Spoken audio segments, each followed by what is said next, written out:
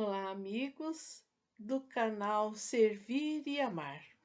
Mais um capítulo deste livro maravilhoso de Humberto de Campos, que nos traz as situações de grande beleza e aprendizado para os dias de hoje, analisando as narrações evangélicas.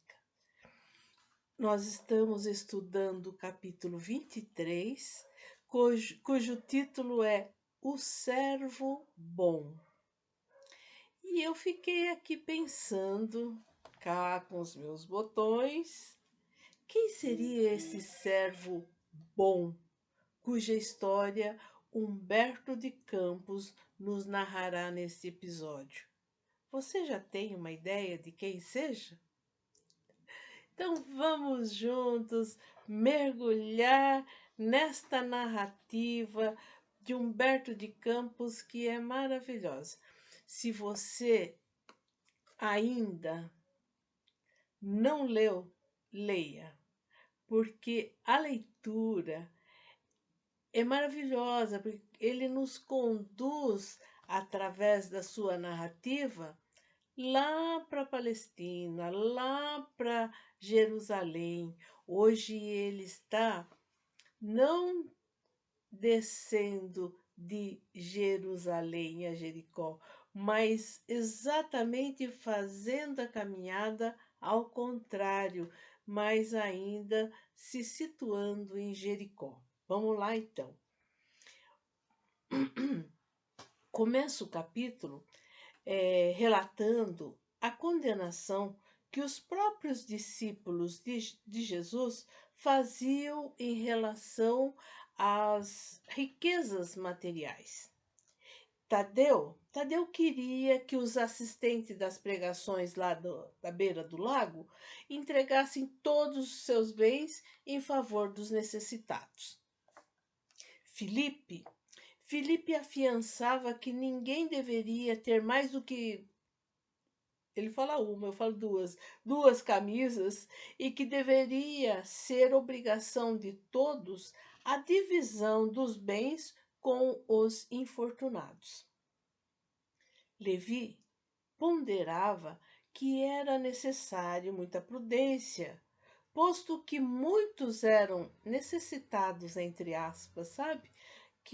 Porque eram necessitados apenas aparentemente. Ele próprio, Levi, que já era um coletor de impostos e que depois passou a ser Mateus entre os apóstolos, ele mesmo já presenciara muitos homens abastados que se passavam por necessitados para burlar a cobrança de impostos. Simão Pedro insiste que há a necessidade de não se ignorar, não se abandonar os realmente necessitados, os desamparados, e que Deus sempre nos orienta no sentido da ação mais correta. Levi ainda insiste que não se deve privilegiar os falsos necessitados e, para tanto, deveria seguir as orientações do mestre sobre a vigilância. Já Felipe, muito apegado às letras das lições, enfatizava: é mais fácil um camelo passar pelo fundo de uma agulha do que um rico adentrar o reino dos céus. Imagina você que naquela época os próprios discípulos de Jesus, que já eram pessoas assim com o seu coração mais apaziguado, pensavam dessa forma, não é? E eu penso que essas querelas, elas continuam nos dias de hoje. Então vamos continuar ouvindo o que Humberto de Campos nos traz. E ele falava assim, que Jesus não participava dessas discussões. Ele queria que os discípulos chegassem eles próprios às conclusões e aguardavam o momento certo para que o ensino ficasse gravado em seus corações e mentes. E ele não interferia, mas ele esperava o momento certo. E na hora certa, ele passava a lição, servindo de proveito para todos. E com isso, o tempo passou, né? E chegou o dia em que o mestre se ausentaria da Galiléia para a sua derradeira viagem a Jerusalém. O seu trajeto era do conhecimento de todos, que o aguardavam com ansiedade, e grande multidão o esperava nas estradas de Jericó, subindo em direção a Jerusalém.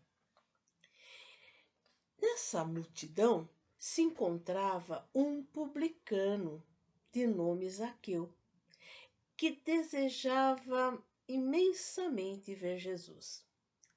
Mas, como nós sabemos pela história, Zaqueu era um homem de baixa estatura. E como ele ansiava por ver o mestre, ele resolveu o problema muito simplesmente. Aguardaria a passagem de Jesus em cima de um sicômoro. E sicômoro era uma árvore, tipo que nós chamamos de chorão, acho que é alguma coisa assim.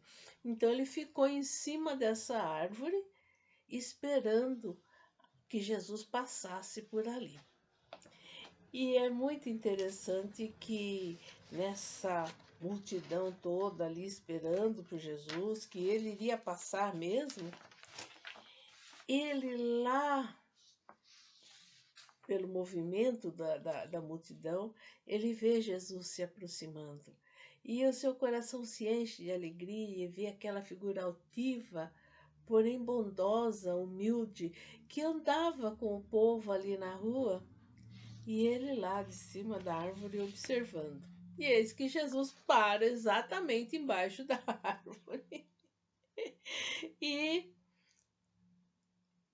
e olhou para cima e disse: Zaqueu, desce dessa árvore, porque hoje eu necessito da tua hospitalidade e da tua companhia. Você imagina como ficou o coração de Zaqueu? Era intraduzível a alegria daquele rico publicano de Jericó, que estava possuído de imenso júbilo, que ordenou que todas as providências fossem tomadas para acolher aquele hóspede ilustre e a sua comitiva. Mas se Zaqueu estava surpreso, entre os discípulos também a admiração se fez e em seus corações e mentes. Ora, não era aquele publicano um rico que deveria ser condenado? Pensou Filipe. E Simão Pedro: como justificar tudo isso? Zaqueu era um homem de dinheiro e pecador diante da lei. Enfim, Jesus,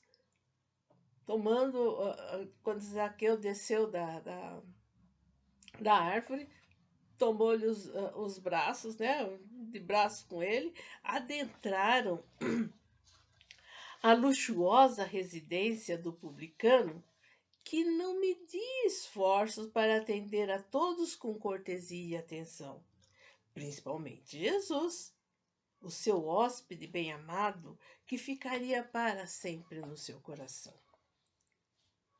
Então, ao crepúsculo, ali no finalzinho da tarde, né, quando eles já adentraram a residência, Zaqueu mandou oferecer uma leve refeição a todos, e sabendo que o mestre não se cansava de condenar as fortunas criminosas do mundo, esclareceu com toda a sinceridade da sua alma.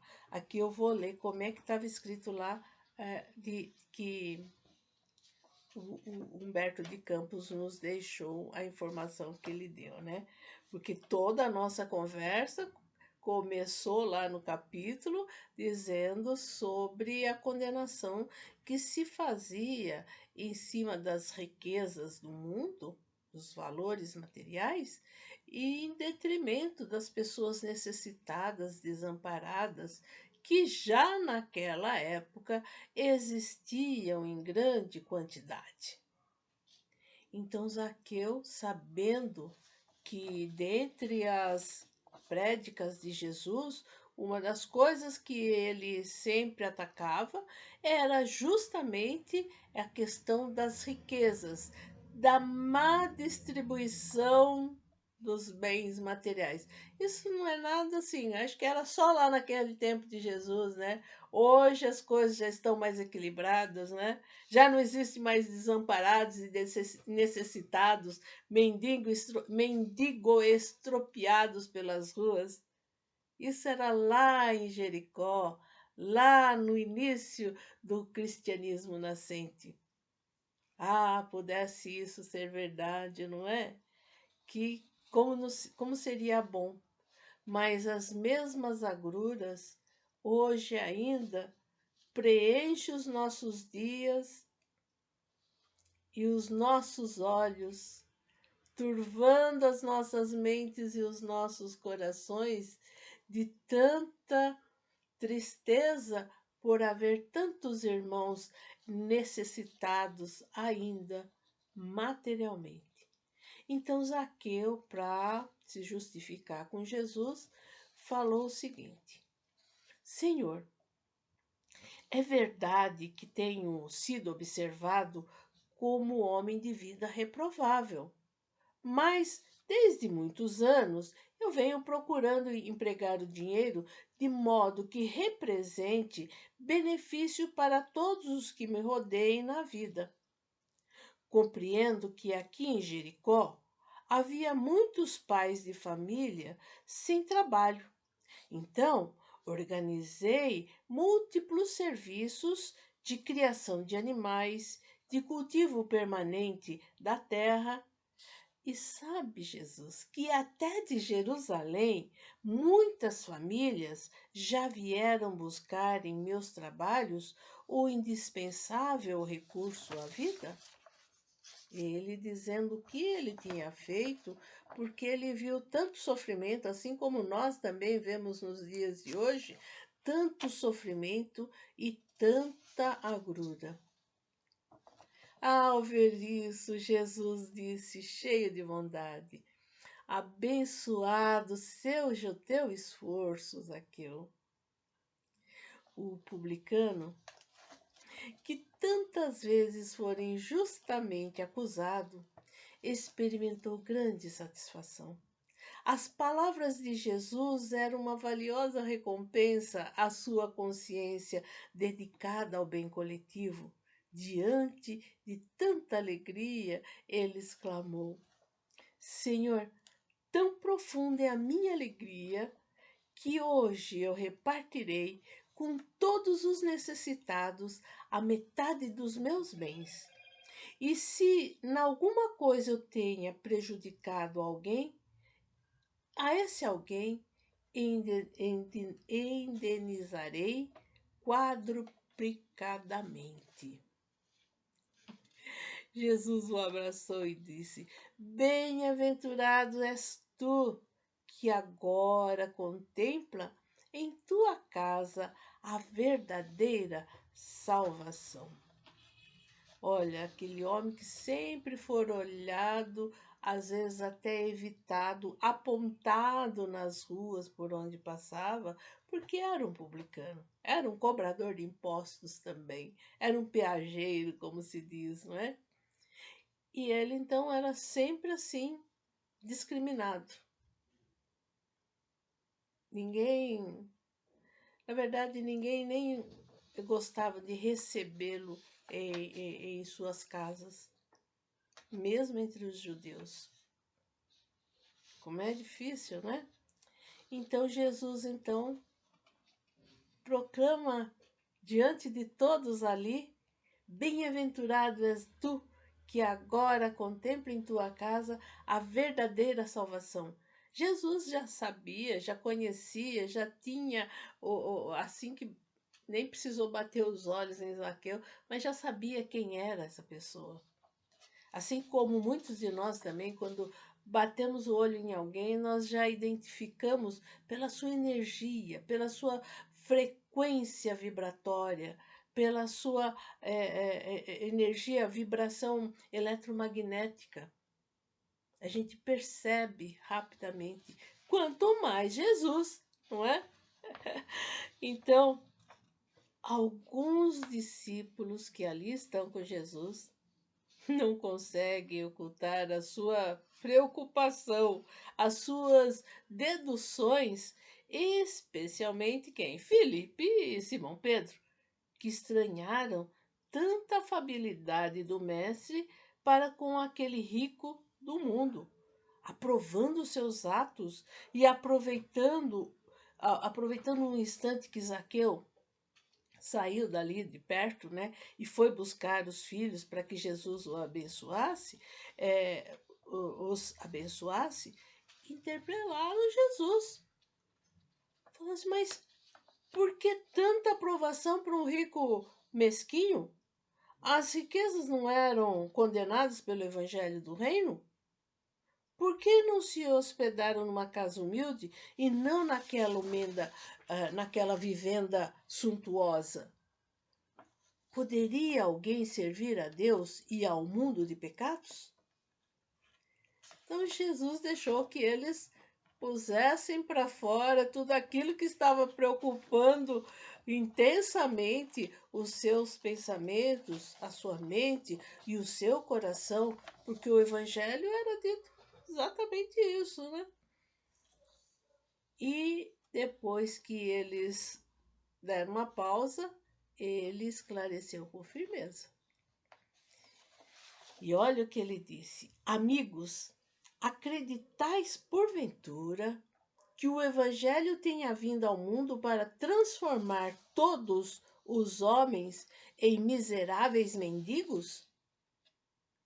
Qual é a esmola maior? A que socorre as necessidades de um dia ou aquela que adota providências para uma vida inteira? Que era o que Zaqueu tinha feito, não é? Ele não estava dando uma esmolinha hoje.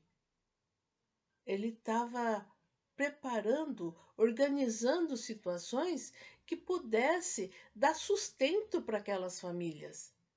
Trabalho, trabalho, que era o que eles precisavam para poder sustentar a família. Então ele utilizou da sua inteligência para organizar possibilidades de trabalho àqueles que viviam da mendicância, sofrendo as maiores atrocidades.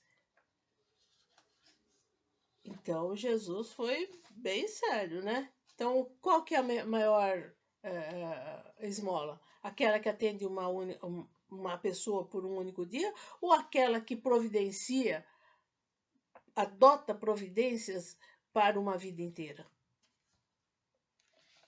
E continuou: no mundo há os que entesouram na terra e os que entesouram nos céus.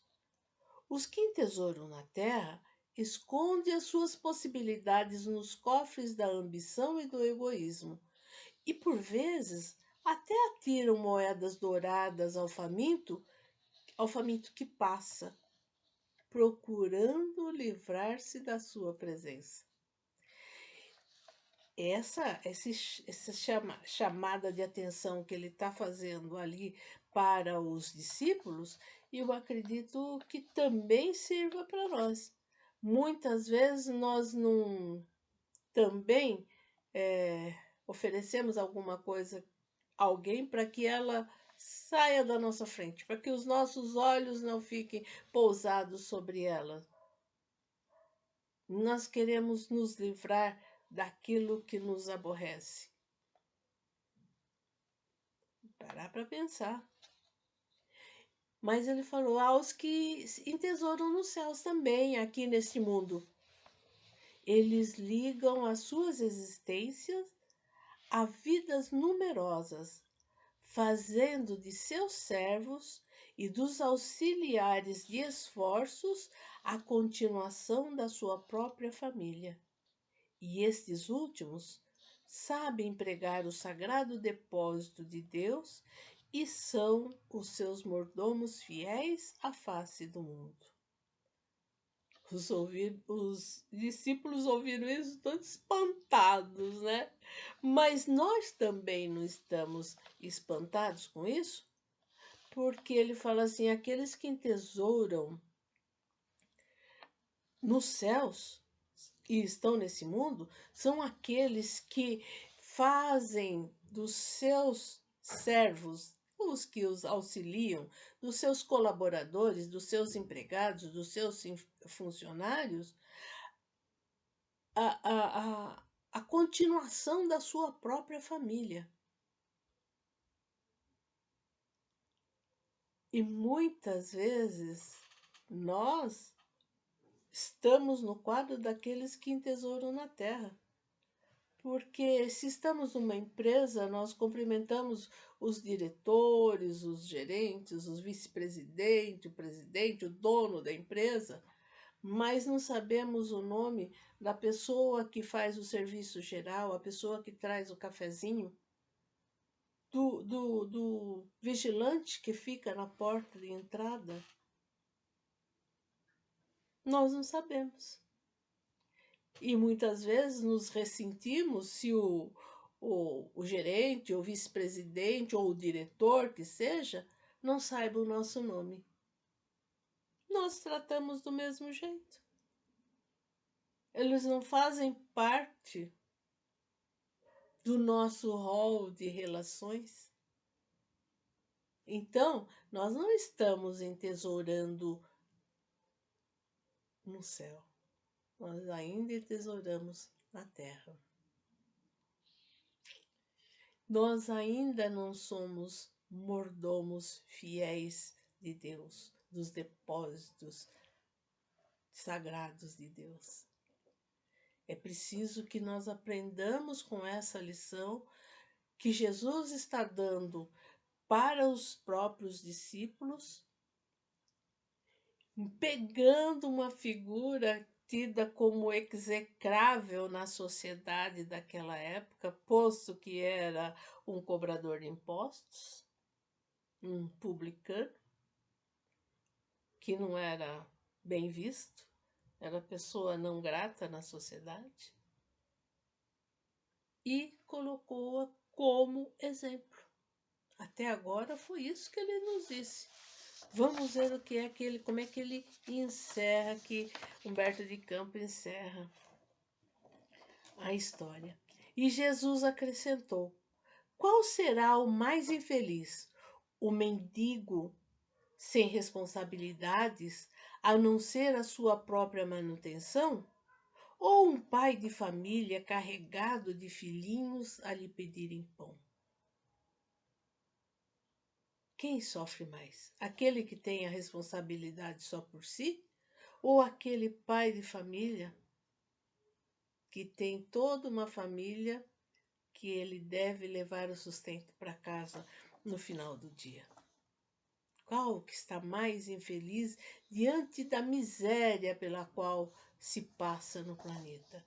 E Jesus está falando lá no comecinho da sua jornada, tá terminando o terceiro ano de pregação, então é 33, no ano 33 da era cristã. Nós estamos no século 21 da era cristã e a pergunta se faz a mesma. A necessidade ainda continua sendo a mesma, porque nós não soubemos transformar os auxiliares, aqueles que se esforçam para o nosso bem-estar, o nosso bem-viver, em membros da nossa família universal, da nossa família cósmica. É isso que Jesus está mostrando para cada um de nós E Humberto de Campos vem trazendo a lembrança dessa história e dessa situação para que tomemos consciência hoje. E então, André, que estava ali com os olhos brilhantes, maravilhado com a explicação, né, continuou, porque o mestre acrescentou: ditosos os que repartirem os seus bens com os pobres, mas bem-aventurados também os que consagram as suas possibilidades aos movimentos da vida, cientes de que o mundo é um grande necessitado e que sabem, assim, servir a Deus com as riquezas que lhe foram confiadas. Então, é aquele que consegue, como Zaqueu, aquilo que lhe foi confiado, ele consegue fazer bom uso. Então é necessário que nós, mais do que nunca se faz necessário, que nós demos tratos aqui à nossa massa cinzenta para buscarmos soluções conjuntas às agruras que os nossos irmãos estão sofrendo nas ruas, massacrados pelas intempéries, pelas violências de toda ordem. Zaqueu então trouxe os filhos para verem Jesus e mandou servir um grande banquete a todos. E assim ordenou aos seus criados, aos seus servos, que também se divertisse, pois aquela era uma noite de grande júbilo. O seu hóspede mais amado, mais desejado, estava ali presente. E foi nessa ocasião, então, depois, quando Jesus conseguiu reunir a todos, que ele contou a parábola dos talentos. E foi nessa ocasião também, segundo conta Humberto de Campos, que os olhos misericordiosos de Jesus, aqueles olhos bondosos, pousaram sobre Zaqueu, e os seus lábios pronunciaram as imorredoras palavras: bem-aventurado sejas tu, servo bom e fiel, olhando diretamente para Zaqueu. Então, que ótimo capítulo nós tivemos neste momento, não é?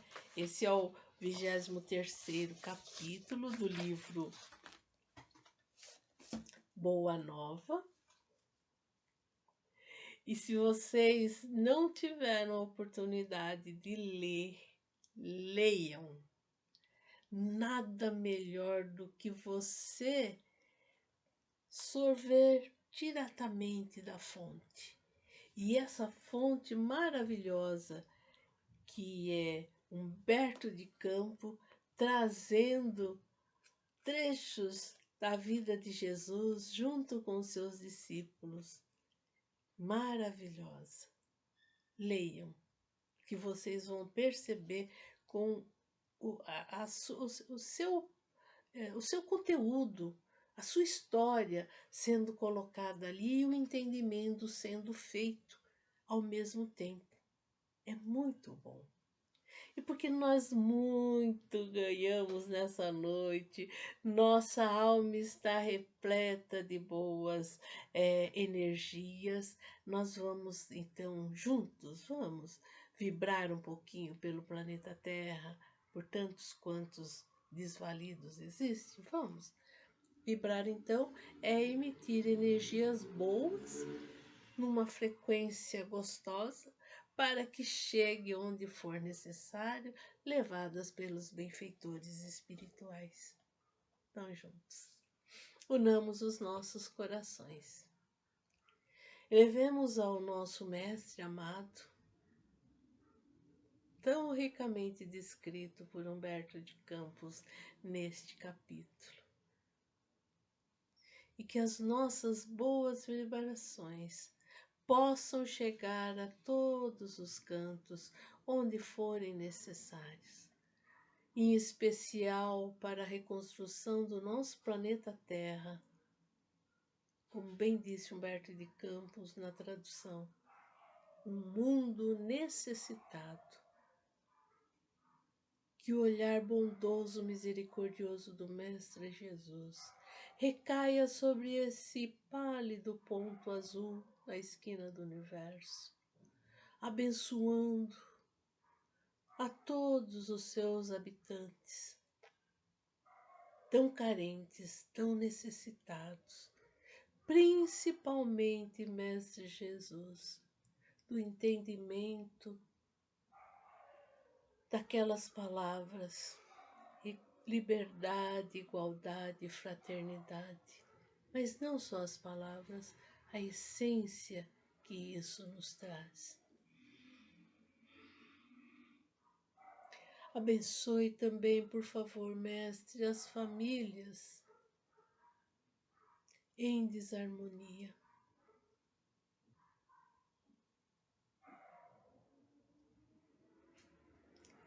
Abençoe aqueles lares que detêm um ser enfermo, bem como também os hospitais. Mestre amado, que os bons companheiros da espiritualidade maior recebam aqueles que estão desencarnando neste momento. E que nós sejamos ainda merecedores da vossa confiança, Pai, Mestre amado,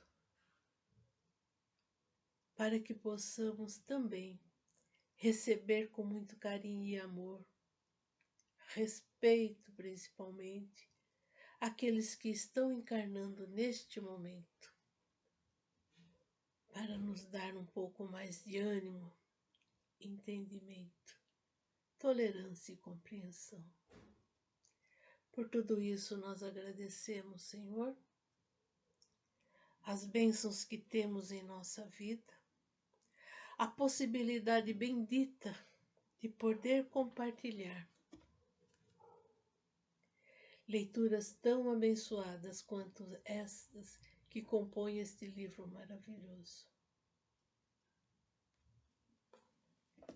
A tudo isso nós agradecemos e damos por encerrado a nossa leitura de hoje.